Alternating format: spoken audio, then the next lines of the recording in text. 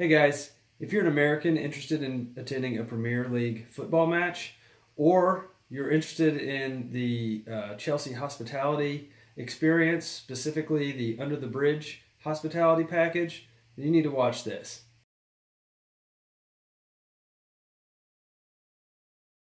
So recently a friend of mine and I had the opportunity to head over to London to attend the Chelsea versus Tottenham match held at Stamford Bridge on March, I guess it was April 1st.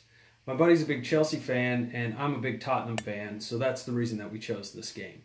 When we first got involved into sorting out how we were going to get tickets to the game, it became very apparent that was going to be the most difficult the hurdle to overcome. So basically, tickets go on sale about 2 weeks prior to the match, and the issue with that is that there's no guarantee that you're going to get a ticket. First, you have to register with the club. You have to be a member of the club, which isn't a big deal, but each of us, my friend and I, both would have had to do that. And then you have to wait till tickets go on sale, and then you got to hope that they go to general ticket sales, and that because you're a member of the club that you're going to get access to buy one of those tickets, which I think is a long shot, and it's certainly not something that I'm going to rely on after booking, international airfare and hotels and all of the arrangements around going to the game. I'm not going to just hope that I can get tickets or that I'll be allowed to buy tickets. So just going that standard avenue wasn't going to work for us, which is why we decided to go the hospitality route, which is a much more expensive alternative, but it does two things. One, it guarantees us tickets. We just have to pay out the nose for them. And two, not only does it guarantee us tickets, but it guarantees us tickets together. So the other route, even if we had been successful, the likelihood that we would sit next to each other is slim to none.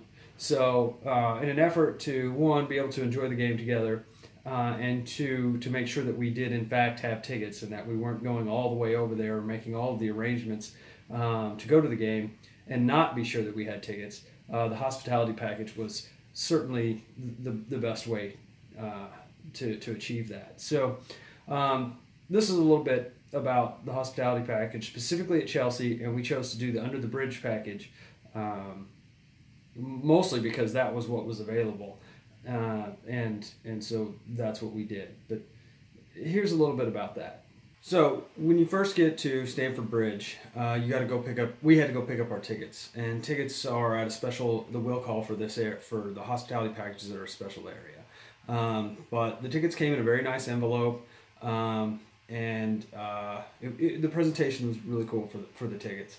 Then we went and we waited at the Under the Bridge door for that to open up, which was about, I think it was 3 hours before game time. And then at that time, we entered the Under the Bridge, I guess, suite, bar area, if you will. There was a coat check there. There was a bunch of gals putting wristbands on, which basically meant that you could get back into that area after the game. And they explained kind of all the rules to us. Hi. Hi, how are you? Good, how are you? Have you been here before? No. So it's a self-service buffet. You can sit anywhere you like. Okay. And the wristbands get you back in here for an hour after the final whistle. Also halftime or no? No, so you get drinks vouchers to use up on where you are in the West End. Okay. They had programs there for the Chelsea game, which something similar to this for the Chelsea-Tottenham game. It's got a lot of interesting information, and more than anything is a kind of cool souvenir, I guess, for that match. They also had gift bags, little swag bags that look like this. It says tailor-made in Chelsea, and they gave us each a nice box, nice presentation of a little, I guess, tumbler, rocks glass, that says Chelsea Football Club. And although I'm not a Chelsea fan, still a nice souvenir, I guess. And memento for the trip. So that was cool. Everything under the bridge is complimentary. All the food and beverages. They have soda, beer, water. The buffet, as you can see, was very nice. It's all hot food, and I really had no complaints about the food in general. They had a decent selection of meats and nachos and various other things like that. Bathrooms were very, very well kept. Really, really, actually very nice. And so we ate and drank there and watched some highlights from other games going on around the league. And then when it was time for game time, we went up to our seats. Now our seats were way up in the top of I guess the east stand. And I didn't really know how that was going to work out. I didn't know what to think about that. But come to find out, and this was the third game that we had gone to over this trip. There's just not any really bad seats in any of these football stadiums. We saw Millwall versus Nottingham Forest on Friday of this weekend, and we saw Manchester. We took a train up to Manchester United and saw Manchester United play Swansea. And really what we found is that the closer to the field you get, in our opinion, probably the worse seats you have.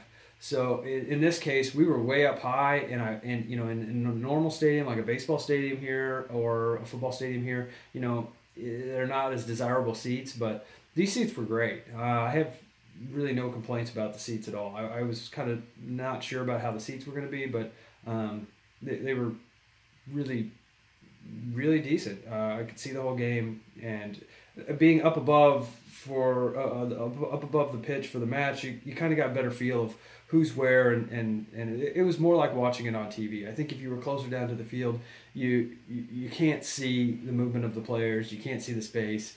So being higher up, I think, was cool. So we watched the game, the first half, and then, like I said, we had drink coupons for whatever beverages we wanted, but we had to buy them or present our coupons at the general concession stand in our seating area, and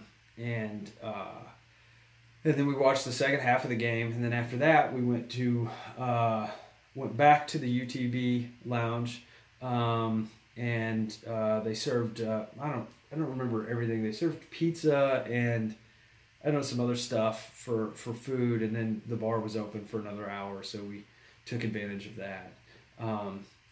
But all in all, I found the UTB lounge to be very nice. The people there were great. They greeted you with champagne when you came in, and the seats were good. The whole experience was really good. That was very, very expensive, but for us, in order to make it all happen, that was just the price that we had to pay. I was a Tottenham fan, and I was not allowed to wear any of my team colors.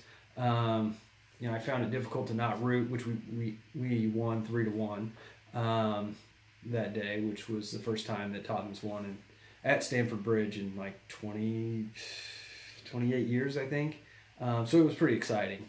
But under the bridge, really, a neat experience, and I would recommend it. And it's a more intimate experience, and I think that Chelsea did a decent job of putting that together. So I would recommend it. If you guys have any questions or anything about Under the Bridge or our experience as foreigners attending a Premier League match, give me a shout, because I'd be happy to answer it. There's a lot of idiosyncrasies and differences between the way that Americans kind of handle their sporting events and the way that the English do. And especially when it comes to away fans and home fans, and it's very, very different than it is here. If you have any questions, let me know. Hope some of you found this helpful. If you were looking at doing a hospitality package specifically with Chelsea, or just in general, what it was like for a couple of Americans to go attend one of these matches. So let me know if you have any questions. Hope this was helpful.